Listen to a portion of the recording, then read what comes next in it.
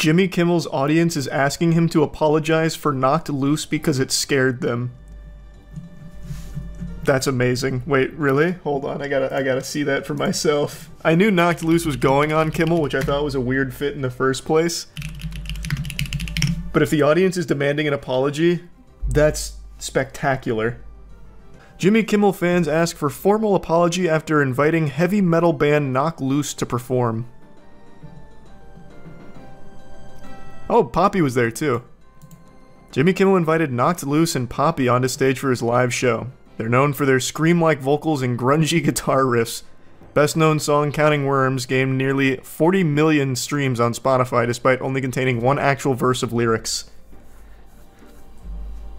Knocked Loose is fun. I like Knocked Loose.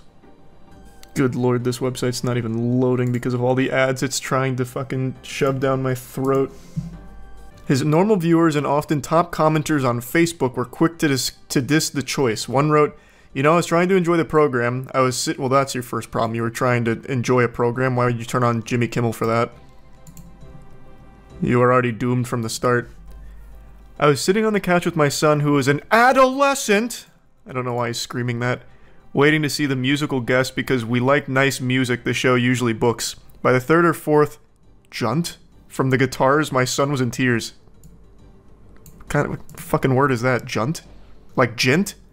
We bringing gent back? Man's out here just dropping new nomenclature here like a gadoosh. I like it. He doesn't like scary things, and quite frankly, I think the Kimmel Show and its staff should make a formal apology. Man, your son needs to grow the fuck up. If guitar riffs are scaring him, as an adolescent, come on. You're setting that kid up for failure. Man's gonna cry anytime there's a beautiful sunset. Oh wow, wait, they kind of went hard for this performance. They gave him pyrotechnics? Shooting flames? It's like the intro to Triple X here with Rammstein. And they're complaining about this? It's probably the most excitement Jimmy Kimmel viewers have ever seen. If I have to read the lyrics, I'll just read them and not listen to someone yell them. Huh? What the fuck? That wasn't singing. Anyone can yell lyrics and get paid. This what not enjoyable. And you can't understand more than 5% of the lyrics. Moshing doesn't not equal dancing. Who wrote this? Go back to 3rd grade. They were moshing in the pit too at Kimmel. I gotta see this performance actually. Be the first time I look at a Kimmel segment in years. Oh my, okay, I gotta show you a still from this. Look at this shit. Moshing at the Jimmy Kimmel Show? Why I never... What? Wow. Imagine being so joyless that you just can't appreciate the fun. Even if you don't like the music. Like, if this was country, I don't like country music very much, I'd still be like, ah, they're having a good time. I don't need an apology from Jimmy Kimmel. At least it's not James Corden. Oh, James Corden would never. James Corden himself would probably go into cardiac arrest if Knocked Loose hit a single chug on the guitar. That man couldn't take it. Have you heard of Jeffrey Lash, the man who convinced his wife he was a shape-shifting super soldier and turned her house into a super lair? It's cool they brought Poppy too with Knocked Loose. This concert actually looks like it went hard. On Jimmy Kimmel of all places.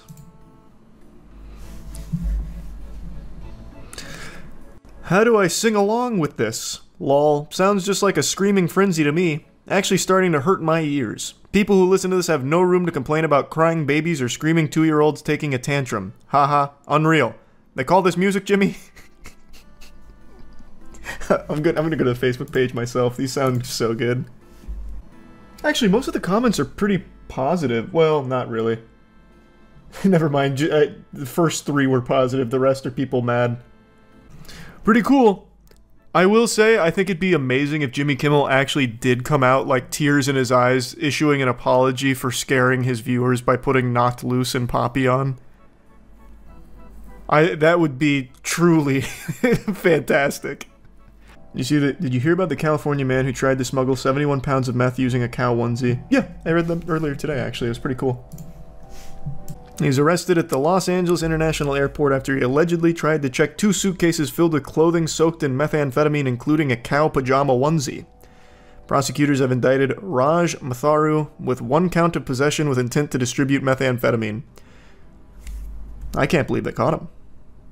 He's free right now on a $10,000 bond, so sleep in fear. Any onesie could be compromised. You hear about the cemetery charging mourners for VIP passes when they want to visit their dead relatives. What? Who owns that cemetery? Nintendo? Yeah, cemetery charges mourners for VIP pass to visit dead relatives to help keep gravesites safe from undesirables. Wow. Wow. The Garden of Remembrance, located in the town of Stoke-on-Trent. That's the name of a town, Stoke-on-Trent? That sounds like an insult. That sounds like something you would say to someone during an argument. Fuck you. Well, Stoke-on-Trent, John. It says those who don't purchase a pass will only be able to enter the cemetery during office hours. From January 2025, the site will be protected by electric gates. The gates at the front of the site will open and close automatically at set times. Fuck me, it's like breaking into Area 51 just to visit a dead relative. The entrance to the cemetery... I keep saying cemetery. The entrance to the cemetery will be via VIP pass, making the site secure for our staff, families, and visitors. Please ensure you have your pass in good time for the new year. Okay, it claims that it costs 10 euros, approximately 12 bucks per pass for access to the Rose Garden, and $6 per pass to visit a grave. It's unclear whether it's a one-off fee or whether pass holders will be charged that amount each time they enter. Cool. The Disney Pass model, but for grave sites. That's awesome. That's just what we needed. Fucking microtransaction battle passes for cemeteries. Love it, love it. You gotta get your cemetery subscription in. Otherwise, you're not leaving flowers for Meemaw, I'll tell you that much. Kids, we bought a season pass to visit your grandma. Separate notice says non-VIP pass holders can still enter the grounds from 9 a.m. to 3 p.m. Monday through Friday. Oh, so it still has some public access. Please note there will be no access at the weekend, on bank holidays, or any other dates when the office is closed. Thanks for your cooperation. Now I need to pay a membership fee to visit my dad's grave, Jode Bourne, whose father, Mark Bourne, is buried in the grounds, wrote on Facebook. This is an absolute disgrace. Shame on you, Garden of Remembrance. This gravesite is absolutely beautiful. What? Look at this. That's a premium pass holder right there.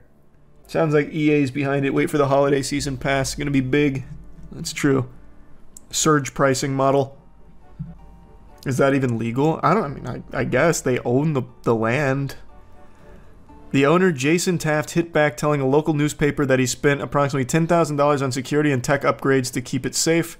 VIP passes are believed to work as key cards that will open gates that provide access to the site. There's 1,300 graves there, and we could not send that many keys out, so people can come and get a card if they want one. We're not locking people out, and this gives them access till 9 p.m. when we would normally be closed. People can know it's safe when they're visiting, and they'll be safe from undesirables breaking in now. The key cards are not coming into force until January 1st because people wouldn't be happy if we did it before Christmas. They're not gonna be happy in general, man. He handed out 90 free passes to the most vulnerable members of the community who have relatives buried there. What a hero. Pay-to-win cemetery experience, yeah. It's impossible to say what the worst feeling in the world might be. I think most people would default to answering that with something painful, like getting hit with a sledgehammer, getting shot. Childbirth is usually towards the top of that tier list for how painful it is. Maybe watching Rebel Moon Part 2 for how abominable it is. But I actually think there's a right answer to what the worst feeling in the world is. And it's being dead. And a YouTube channel called Watcher would agree with my analysis because they experienced death for about 3 days when they released their Goodbye YouTube video, where they announced that they were leaving the platform in order to have their own subscription-based third-party platform for their content going forward. And people didn't like that. They got spit on more than a mic at a beatboxing competition, and now they're backpedaling. They've released an apology, and they've announced that they've made a mistake, they've apologized, and they've talked about their plan going forward now. I'll bring you up to speed on the lore in case you're unfamiliar with this story, but this is a massive YouTube channel. They are a beloved group where they made this absolute wet fart of an announcement where it was saying that they were going to be producing all of their content going forward behind a paywall on their own platform for $6 a month. So all of the content that their fans were used to getting on YouTube for free is now locked behind a $6 a month subscription fee. They said they continue to drop premieres on YouTube, but the rest of the season, well, that would cost you some clams to access. Obviously, this ruffled everyone's feathers, especially considering they already have a Patreon where people were signing up for monthly membership fees of $5, $10, or $25 a month, and this was an additional service on top of that for a monthly subscription, so it was just a disaster. And they lost close to like 100,000 subs over the course of 3 days. It wasn't quite 100K, but it was a lot. And now, today, they've released this. Hey everyone, last Friday we announced that we're leaving YouTube and launching our new streaming platform. We messed up. A lot of you spoke out with extremely valid comments and concerns, and we want to take the time now to address those. We've been reading the things you've been saying, and we're sorry for the way we handled this, as well as the way we communicated it. Right up front, it succeeds where a lot of other YouTuber apologies fail. They say they fucked up, and they say the golden word, I'm sorry. They make an apology right off rip. So it's a pretty good start to this one, all things considered. We understand where you're coming from, and we're making immediate changes. First, we want to affirm that you are the reason why we've been able to do anything at this company. You helped us every step of the way when we left BuzzFeed to start Watcher at the top of the pandemic in 2020. You've supported us in so many ways by watching our content, attending our live shows, buying our merch, becoming members of our Patreon, and giving words of encouragement over the years. This is another super strong moment here because it's tugging on the audience's heartstrings. It's very much buttering them up in a positive way. I'm not saying that as a negative thing. It's clear that they recognize the significance of having that audience. The whole content creation shit online doesn't work if no one's watching it. I mean, I guess if you had like an army of bots that view it, like you're a kick streamer or something, then maybe you can make an argument that it'd be sustainable even if you don't have a single human being watching. But clearly they understand that you need a passionate audience in order to survive in the online cyberspace Thunderdome. Now, there is something I want to mention here, though. He briefly mentions some of the ways the audience has supported them over the years, such as buying the merch, attending the live shows, subscribing to the Patreon for the monthly fee, and encouraging words. 3 out of 4 of those are huge revenue drivers. The kind words, not so much. You can't really make a whole lot of money. You can't convert nice comments to USD. There's no direct conversion there for that. I mean, unless you're making Hallmark cards, perhaps. But those other 3, attending live shows, subscribing to the Patreon, and also buying the merch. And there is a 4th one there as well, which is just by watching the videos, you are directly financially supporting them because AdSense through YouTube monetization, as well as the brand partners that have paid to be on their content.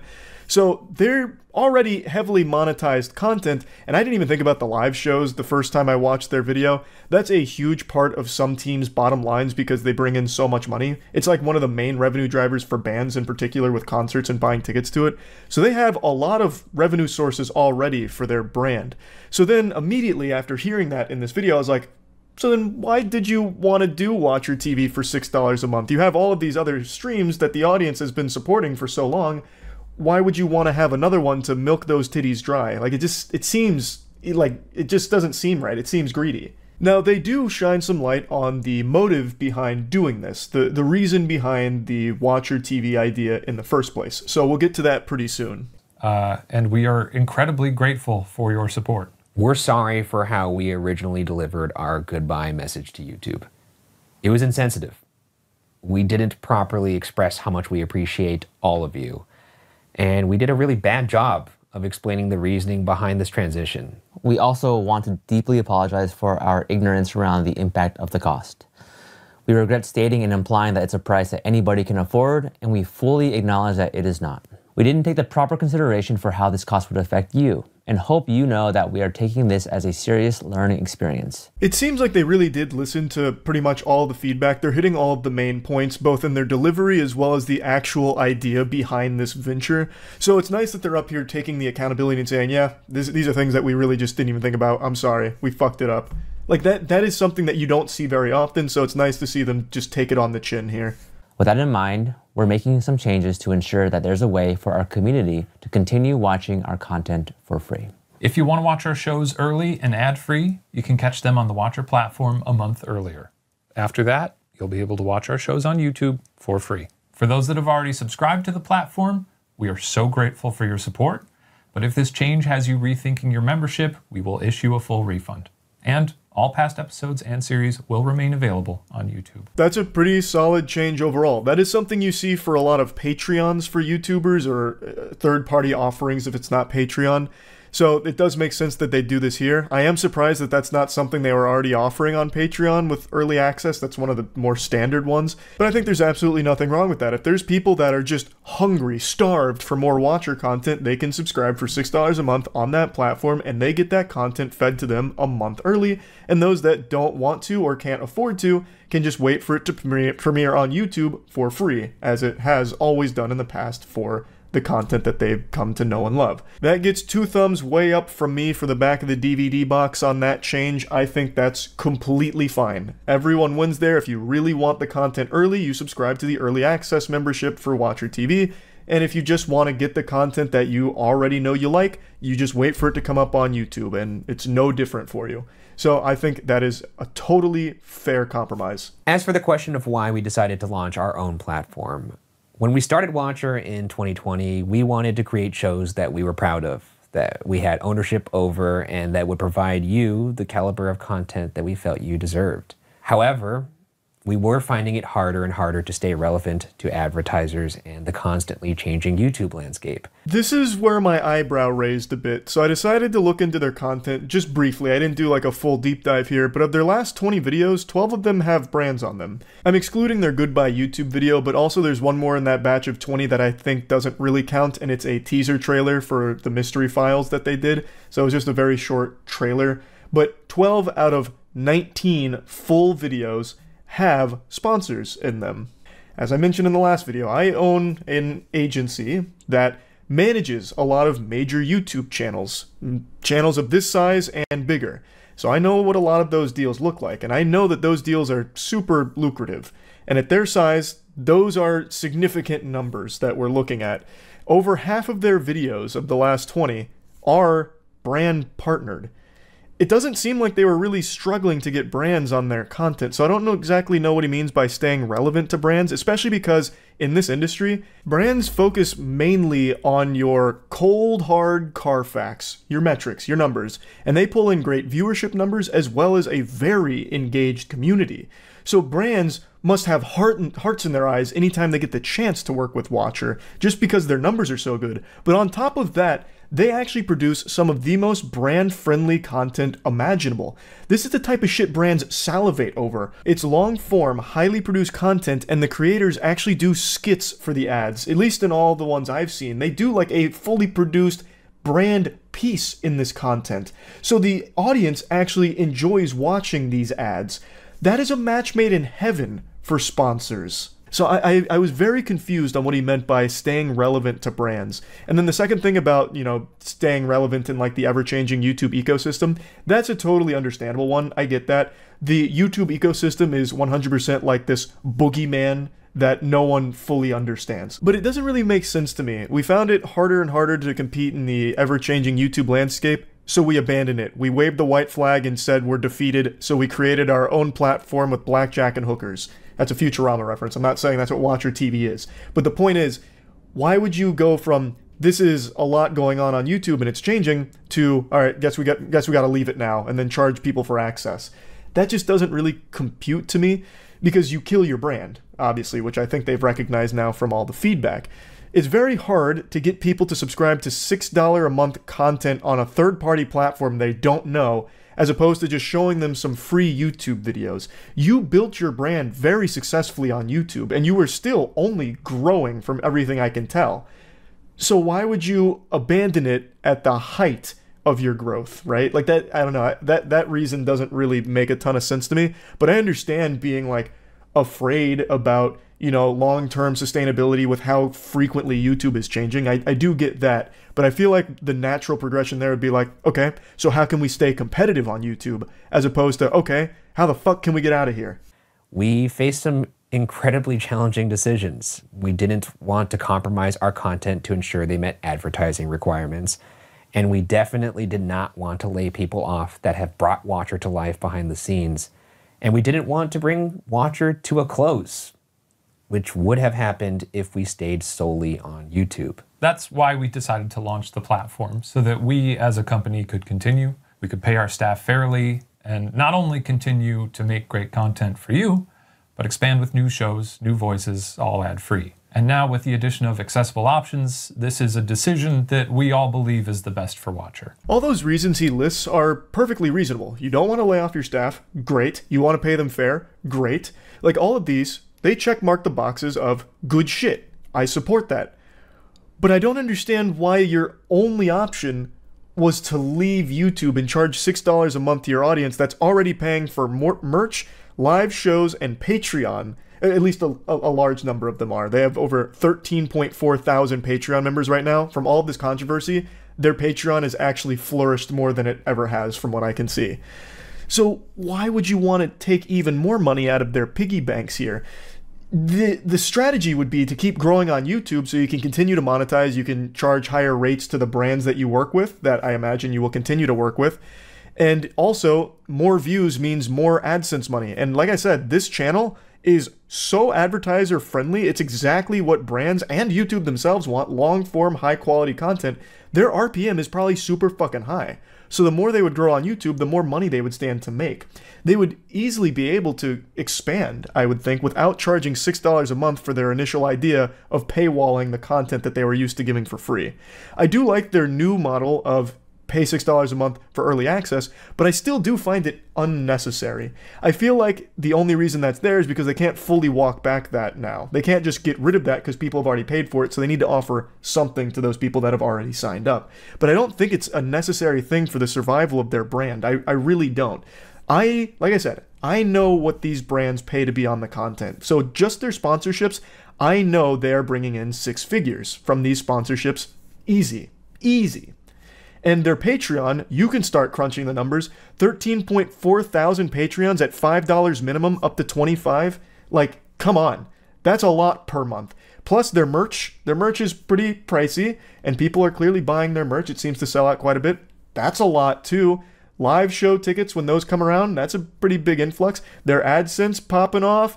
Like, they have so many revenue streams, I don't know how they can possibly be at this point where they need to find more ways of taking money from their audience in order to survive. That just doesn't really make a lot of sense to me, unless there's some really odd mismanagement going on behind the scenes here. The videos they make aren't cheap, but I am confident that they're not costing them $500,000 per video or something outlandish like that. I know that's not the case. So how can you possibly be at this point where we had to find a new subscription for people to pay for in order to keep Watcher alive? I just don't get that. However, we realized that in figuring out the logistics of what this might take, we overlooked the way it would impact all of you. We hope you'll be patient with us through these mistakes, and we remain incredibly sorry that they were made in the first place. We also want to directly address our Patreon community, who have played such a key role in supporting us from the very beginning. All current Patreon members will receive a free subscription code to the platform. If you already purchased a subscription, please contact us and we will issue you a full refund. We look forward to continuing to make shows and introducing all the incredible things that we've got planned for the platform alongside YouTube. And in the meantime, we are forever grateful to all of the people who make up our community, and we hope that you consider joining us in this next chapter of our journey, whether that's on YouTube or on the platform. Thank you. Thank you. Thanks, everybody. Overall, this is a good apology video, I feel. They say I'm sorry multiple times, they admit their faults, they try and explain why things were the way that they are, and how they missed the mark. Like, they take a lot of it and seem to understand it from a place of genuine authenticity, which is great. I still, however, don't understand why it reached that point to begin with. I don't see how a channel of their size and their success with all of the revenue streams that they currently offer could possibly be struggling financially. I really don't understand. I don't. Like, knowing what I know about this space, I just don't see how they could be needing to take even more money from their audience to survive. I do think they made a good change with what they're offering for $6 a month. I personally don't think that it's necessary at all, though, especially because the way they frame it in this video makes it sound like that's the only way the watcher survives, is if they find a way to monetize even more off the backs of their viewers. So that's why the $6 a month there is being charged, because it helps keep them afloat.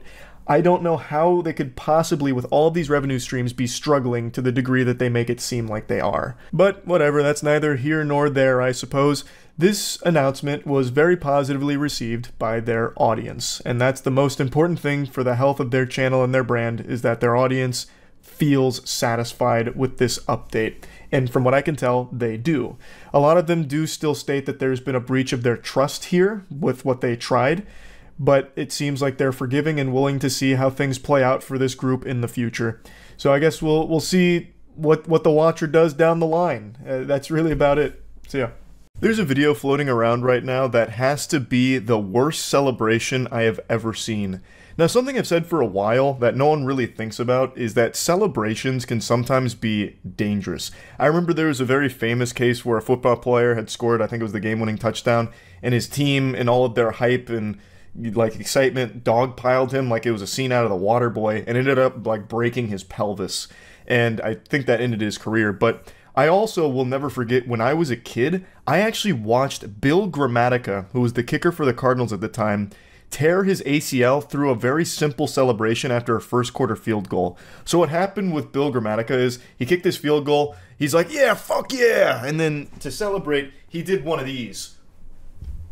How wild would that have been if I blew out my ACL doing it? But he gave a little leap, pumped his fist, and upon landing, blew out his ACL, MCL, DVD, VHS, CBS, and BBL, like absolutely annihilated his knee, and his career was never quite the same. But even with these historic celebration blunders, the one I'm about to show you today, I still feel is worse. 5 points go to Shea Byrne, 20 to Alex Lowe's, Josh Brooks on 16, Kirkham 13, Bridewell 11, Keith Farmer on 10, and the rest down to 10th place Josh Waters. Shaky Byrne, then the 42nd race win of his British Superbike career. The perfect start as, Josh Brooks there, giving very unkindly dousing the MCE insurance girls who sensibly got their crash helmets. Oh dear me, they haven't got that crash helmet under there, Shaky. Thank you very much. Alex Lowe's in second place there, Samsung Honda. Very, very sensibly realising with about 4 laps to go that Shaky had the legs on him, and he would just... You ever get so excited you just sexually assault someone? Like, I'm pretty sure that would be classified as sexual assault, right? Like, you can't just start putting things up people's orifices without their consent, no matter what the context is. Like, this is clearly not in the script. He, like, goes under her skirt and then blasts the champagne shower there like some kind of geyser, like a volcanic eruption. That's just downright diabolical, and I know it was probably painful, too. Now, I've never butt-chugged, but I have to imagine getting alcohol forcibly shot up your asshole is going to hurt. And contrary to popular belief, I don't have a vagina, but if I did, I would imagine that would be equally as painful, having all of that shot there too. It would sting and burn. Like, if I was getting alcohol being blasted up my bussy, I'm screaming. Like, let's say Moist Esports wins the Apex World Championship this year, and Matt decides to celebrate by hitting me with, like, the 1,000 years of pain. I'm pressing charges. Now, real quick, I want to jump in here and give all of you watching something to celebrate. Plague Seeker issue 1 is here. My newest comic book series. It's 80 pages of just the most beautiful, most over-the-top, fucking violent, raw action you'll ever see in a comic book. I swear to God. As I mentioned with Plague Seeker, I was heavily inspired by Berserk for this one.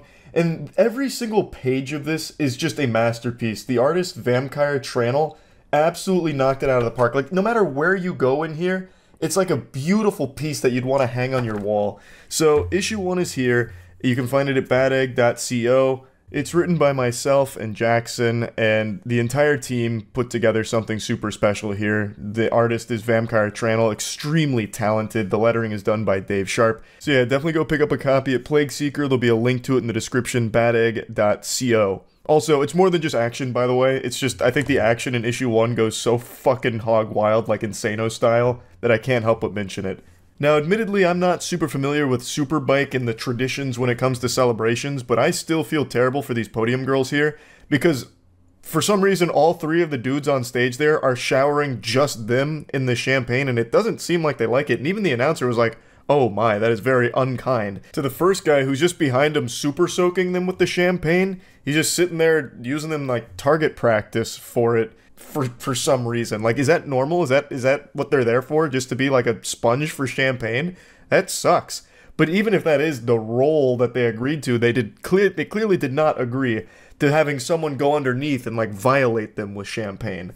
That is very much crossing a line. That is not part of their contract, I imagine. The whole celebration is just weird from all 3 of them. So obviously the main guy who goes under her skirt, his name is Shane Byrne, or Shaky as they call him. But the other 2 guys as well, I don't really understand it. All of them targeted the 2 podium girls, when in every other celebration for every other sport, usually the champagne shower is towards the crowd, or like each other, or like their team. Not just like the 2 girls standing there at the podium.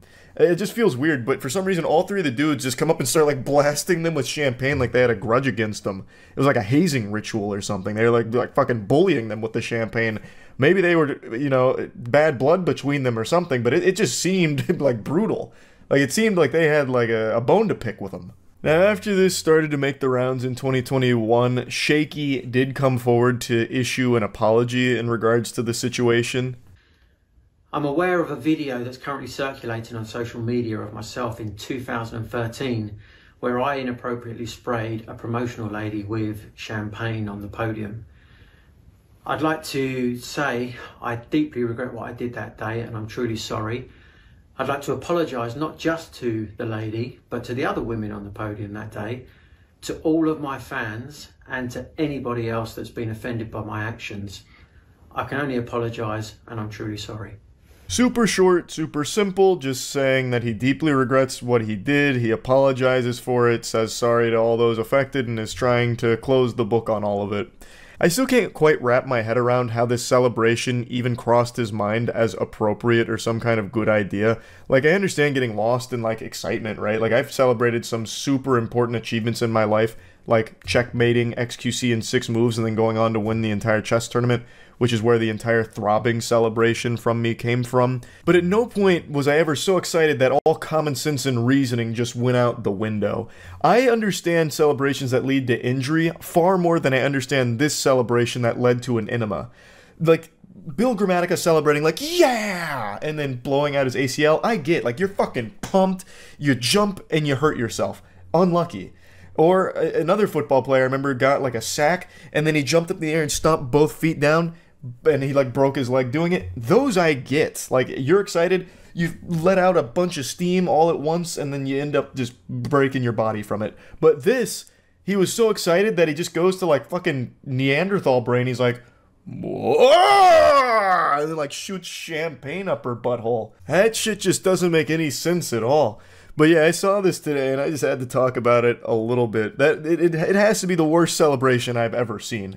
Again, I feel horrible for the 2 podium ladies during this because this shit is cruel. This looks awful. Now, I do want to just mention again, Plague Seeker issue 1 has been a passion project for about 2 years now, so to see issue 1 finally be out there, I'm super excited for all of you to get your hands on it and get to read it. I'm also going to go ahead and drop the animation we had made for the initial release for issue 0, because I think that this animation just goes so fucking hard, and it also just sets the stage for what Plague Seeker is about, for any of you that are curious. 1,000 years ago, humankind ruled the earth. even in their failings, they prospered across the planet.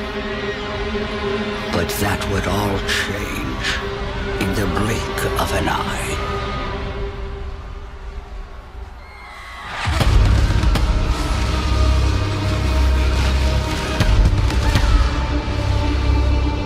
We called it the Calamity.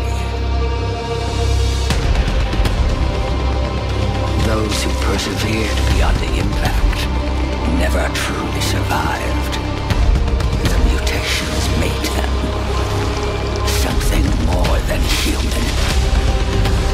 It drove them mad. Those closest to the Calamity were transformed completely. Known as plagues, their overwhelming power leaves all helpless as they seek to dominate our world. The worst of them were born where nothing had the right to survive. Terrifying beings known to us as the Great Plagues. 8 in total spread themselves across the planet, each ruling their own territory. Without mercy, they shaped our world. And yet there was one that not a soul dare speak of. Born at the very center of the impact. A plague far different than all the others. He bore the strongest curse of them all. An insatiable hunger to devour the other 8.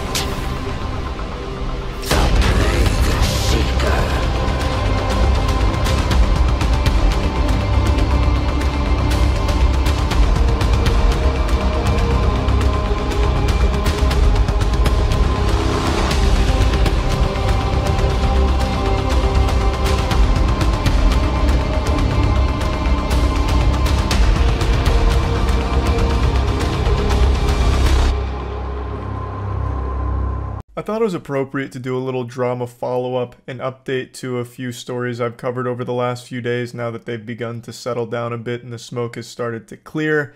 So this will be the little after credits scene to a movie to give you closure. The first one being the clown YouTuber that violated the Geneva Convention of the Internet and committed the unforgivable war crime of abusing YouTube's copyright takedown system and strike system in order to bully creators that were making fun of him. Now, normally I'd call someone like this a mustache-twirling evil supervillain, but that just doesn't apply here because I'm pretty sure this guy couldn't grow a single fucking molecule of facial hair if he was given 1,000 years in the wilderness surviving off nothing but bear liver. It's just not in his DNA.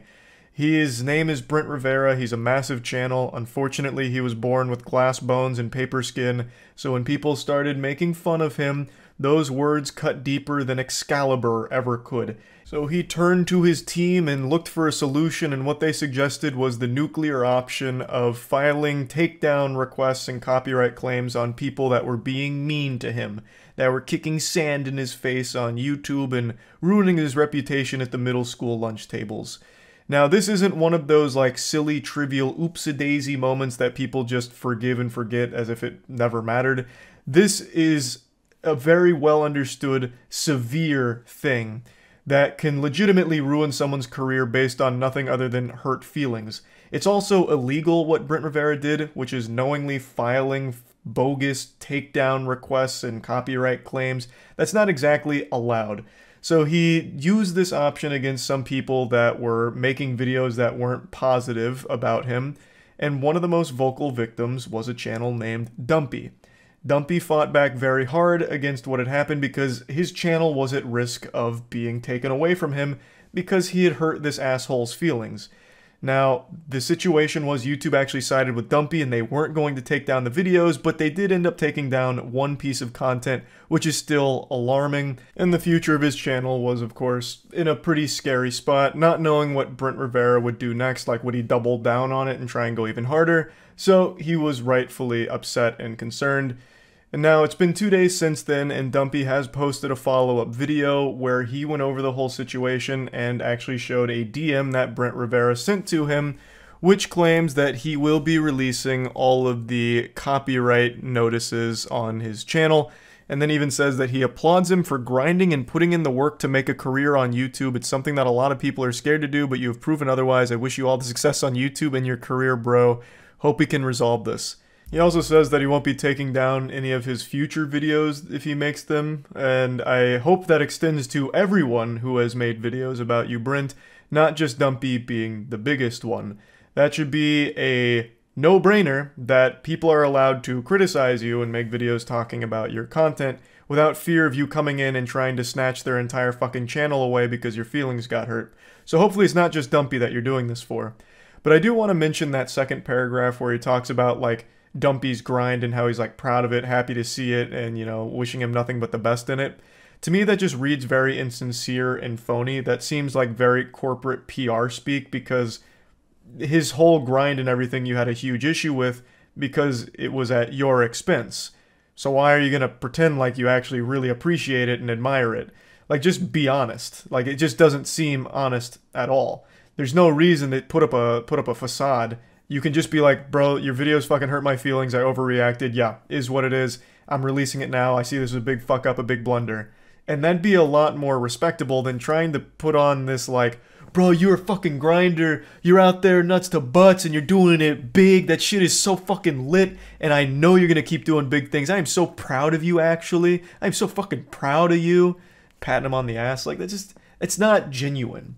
Like, and there's just no reason to even pretend to be. So maybe I'm wrong. Maybe Brent really did love it. You know, I couldn't tell you. I just, it doesn't seem that way. But that's not where that ends, because when Dumpy posted this video going over all of it, Brent went into the comment section to do a super thanks. And this is probably a feature none of you know about. I don't have it turned on for my channel, but it is something that exists on the platform, where you can just directly donate to a creator in their comment section and it highlights your message. Brent used that feature and donated $400 to Dumpy and said this. In the meantime, while the copyright request is being retracted, here's something to help, smiley face. Again, sorry about that, bro. So he's putting an apology on the back of $400 here. Dumpy did reply to this. He didn't really accept the apology, and then also mentioned that he still has active copyrights against other creators that he's aware of. Which, you know, I think Dumpy is well within his right to not accept that apology, because, you know, it's you almost took away his entire fucking career because he hurt your feelings. There's not really a whole lot you can do to make Dumpy like you or just, like, forgive that. It's just a matter of moving on from it. You are doing the right thing, which everyone will appreciate. You are walking back on this bullshit here with these takedown requests. That is good. But I just don't think there's a whole lot you can do to earn anyone's trust back or view you positively. It's something that you'll have to prove over a long period of time if you actually learned anything from this whole situation. He says that him and his team responded too emotionally to it, which he's absolutely right on, but this is an option that should have never been considered in the first place, obviously. So yeah, that's kind of the update here. He is retracting the copyright takedowns and the claims and whatever, so that is great. Though his image is still ruined as a result of all of it, but big appreciation for doing the right thing. So that's always good. Now moving on to the next one that I'd like to give an update on. It's my least favorite Twitch streamer. This was a Polish woman who was streaming while driving, and while looking at her phone, because she was distracted driving and just looking at her fucking phone while driving, she ran over someone's dog.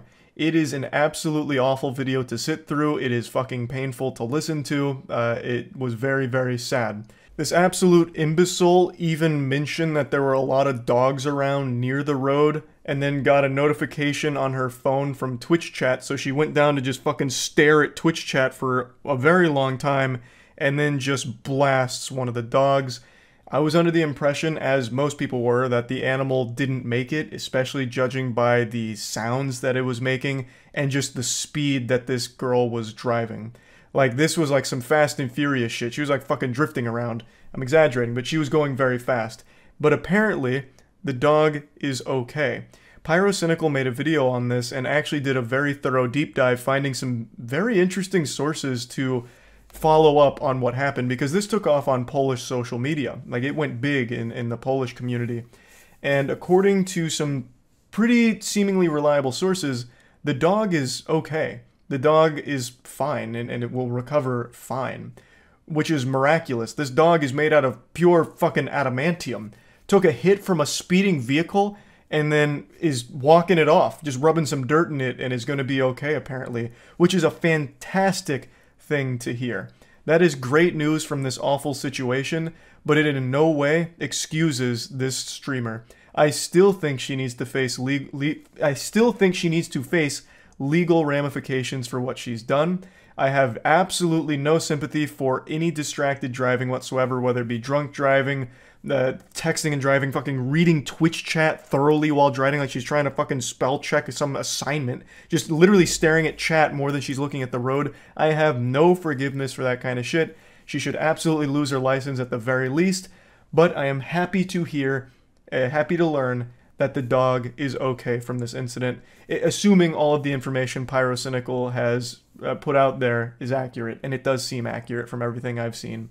So I just wanted to give that follow-up. That's like actually a nice happy ending there. The best ending would be dog is fine, and also the girl gets punished heavily for this whole situation. That'd be optimal, but right now I'll settle for the dog being okay.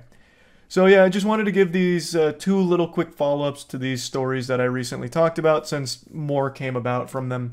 And that's really about it. So yeah. You all know how much I love awful YouTuber apology videos, but today I've got something truly special to show you. This is the magnum opus of saying I'm sorry. It doesn't come from a YouTuber either. This comes from a basketball player, and he completely redefined the apology video meta.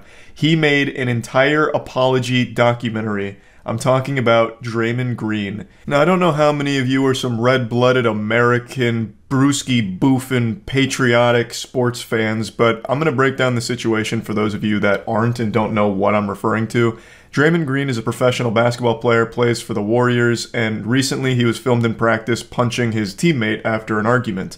I can't show the video because YouTube will probably age restrict it for shocking and disturbing content, which it's not. So I'll just paint the picture with words here. So Draymond Green and Jordan Poole are at practice, and then some words get exchanged between the two. I can't read their lips, and the quality looks like it's straight out of 2001 off of a goddamn Motorola Razr, so the quality's fucking abysmal. Don't know what they said to each other, but they were some not nice words being exchanged. Perhaps Jordan Poole hit him with a SpongeBob reference that he didn't appreciate, something like, "Hey pal, you just blow in from Stupid Town." Then Draymond Green gets up in his face. Jordan Poole pushes him off, and in response to that, Draymond Green fucking cranks a mean one and lets a Go-Go Gadget Extendo knuckle sandwich fly, absolutely blasting Jordan Poole. I don't think it was a full-blown knockout, but Jordan Poole did hit the ground hard. Like, he went down harder than the UPS delivery driver throwing my packages at the door.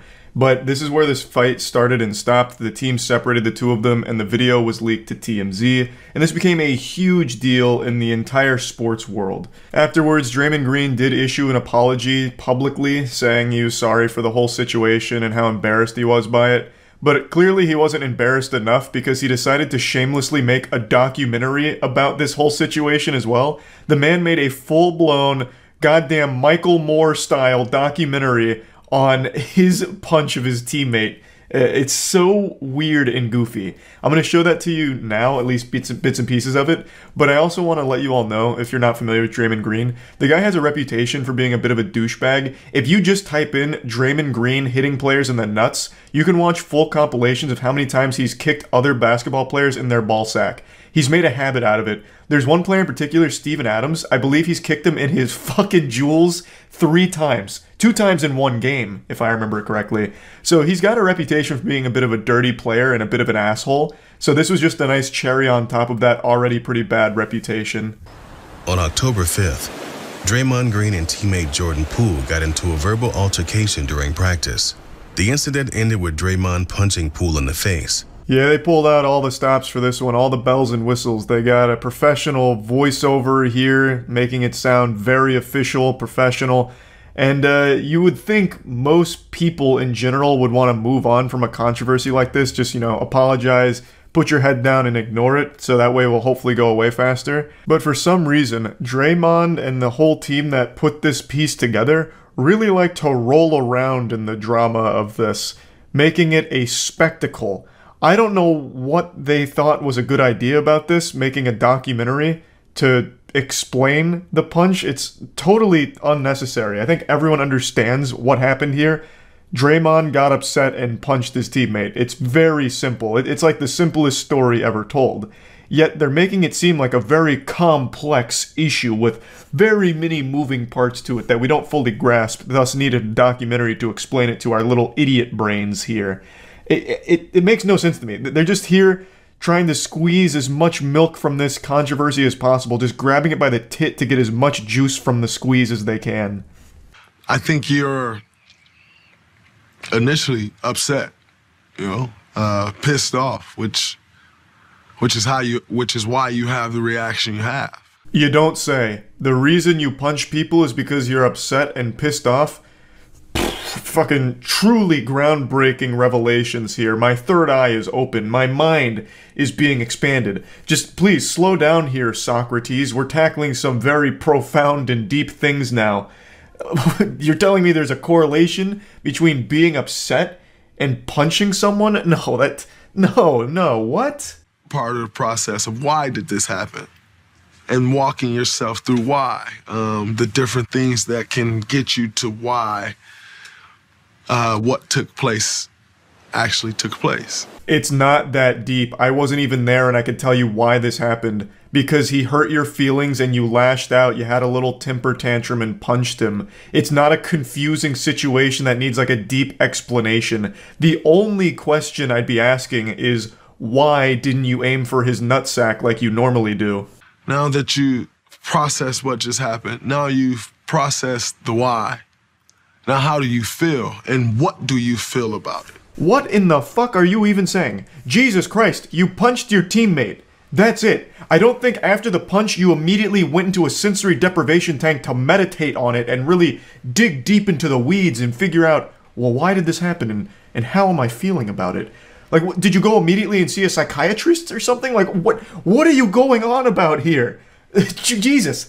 Imagine Jordan Poole. You get punched and the guy who punched you makes a documentary about it. You already know Jordan Poole and the rest of the team are laughing at Draymond Green for this one. And rightfully so. The man is the protagonist of premium cringe right now. So you get at a time, you give it some time to allow people to throw their opinion out, which quite frankly, I don't care about people's opinion. Yeah, this really seems like someone who doesn't care about people's opinion. He cares so little about your opinion that he made an entire documentary whining about the situation. That's how little of a fuck he gives about what you think about him. Now, please, shed some tears for this forgiveness documentary he's made. I don't spend much time, I don't really read many tweets at all. And so I was just at home chilling with my children. If you want me to be honest with you, I still don't know how much the world may think it blew up.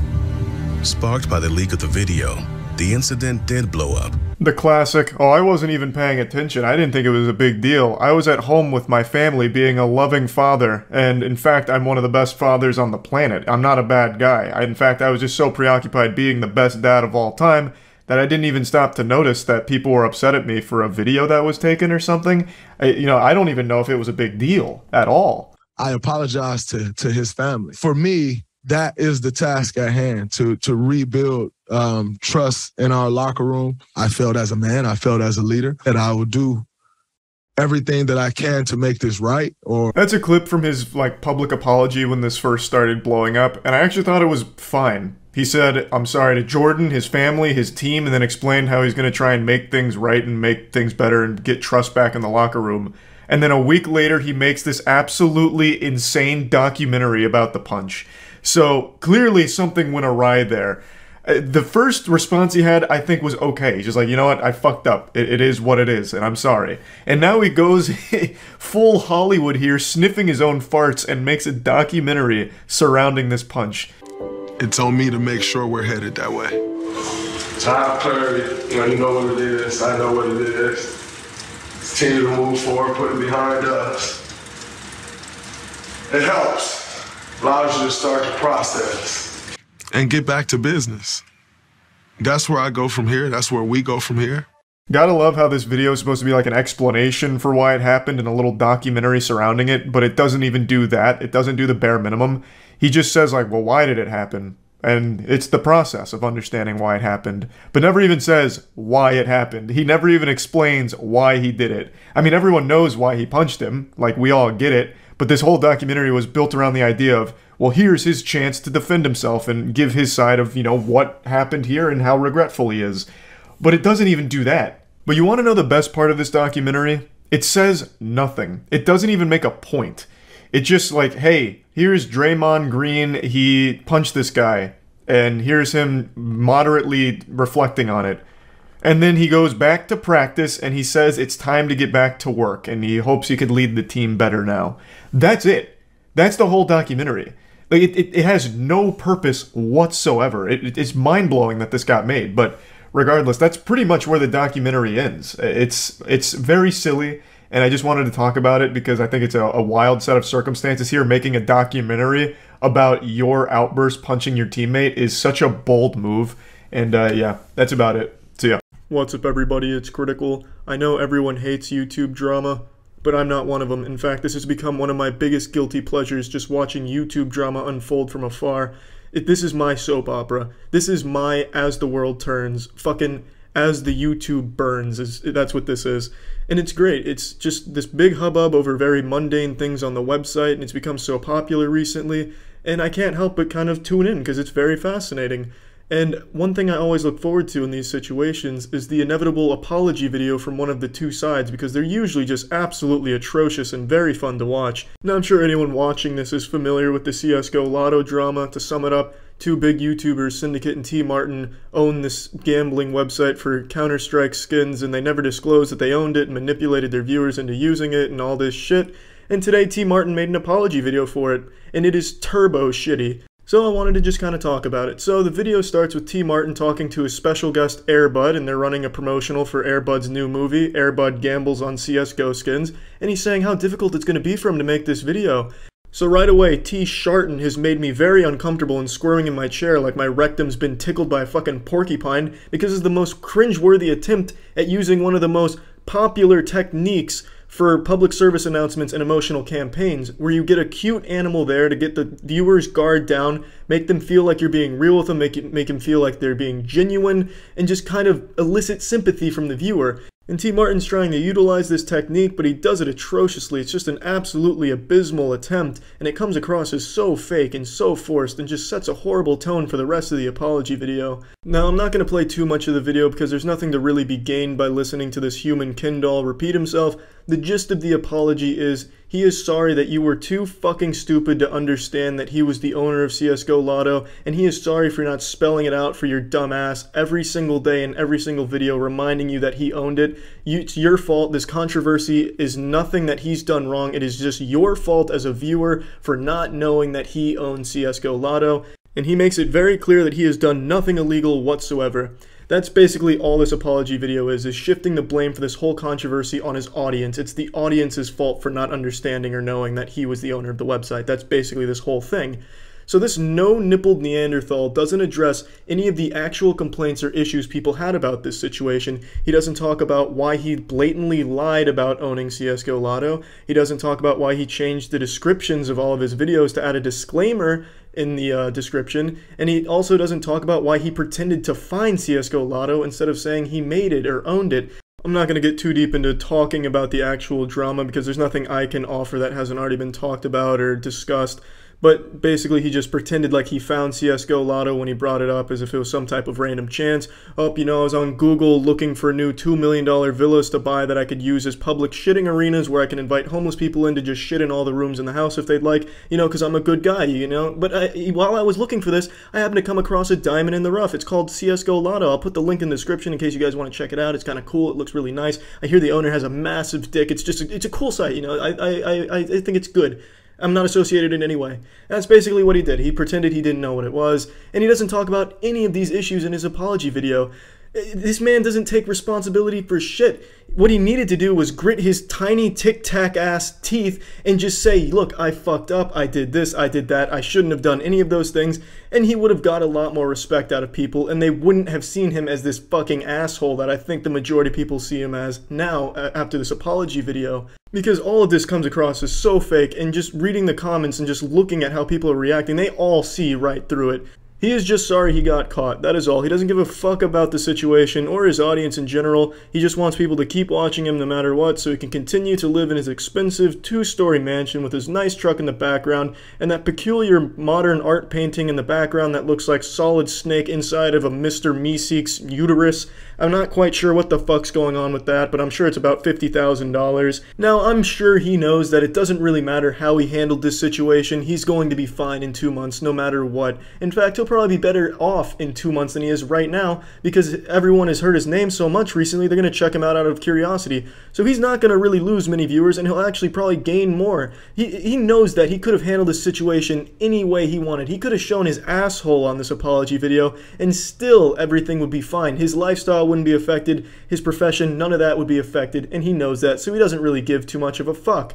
And another thing that really upset me about this video is the way he ended it. He ended it with him grabbing the camera like he was about to give me a fucking Ghost Rider penance stare. Come on, bro, you gotta do better than that. Edit that shit out. Have you never edited your own video? Do you just have beavers slap their fucking tail on your keyboard and edit your shit? Come on, pussy fart, do better than that. Now, I know everyone talks about, oh, how do you kill a YouTube channel? There's just no way. They're too big to fall. That's bullshit. A YouTube channel can die just like any other website or any other company, anything like that. All it takes is for people to stop watching them. If you really feel passionately enough that you really don't want this guy to be able to continue to manipulate people and do all types of shady shit, stop watching him. It's that easy. Don't go on his channel to dislike and insult the guy. It doesn't fucking matter. It just really makes no difference. If you want a YouTube channel to disappear, you stop watching it. That's how it works. That's how it works with a lot of shit in the world. If you just give it attention, it's going to persist. There's no such thing as bad publicity. That's a saying for a reason, because as long as it's being talked about, it's going to continue to exist no matter people's opinions on it. The only way things really do fade into obscurity is you stop supporting them or just acknowledging them. That's a better word for it. So yeah, I just wanted to talk about this situation because this is one of the worst apology videos I've seen out of a YouTube drama situation, so I thought it'd be fun to talk about. So yeah, that's it. And I do read a lot of your comments. In fact, one of my favorite comments I've ever read is someone said, "My voice sounds like the world's most unenthusiastic hand job," and that one gave me a real hoot. But the reason I'm saying this is I read your comments and I know a lot of you don't like when I talk about drama or get involved in YouTube drama in any capacity. And I know, I understand, and I don't do it often, but sometimes certain situations affect me and make me want to talk about it or point out how horribly the situation was handled. But that's it. It's not going to be like something I do all of the time or anything like that, so don't worry about that. And yeah, that's it. So yeah.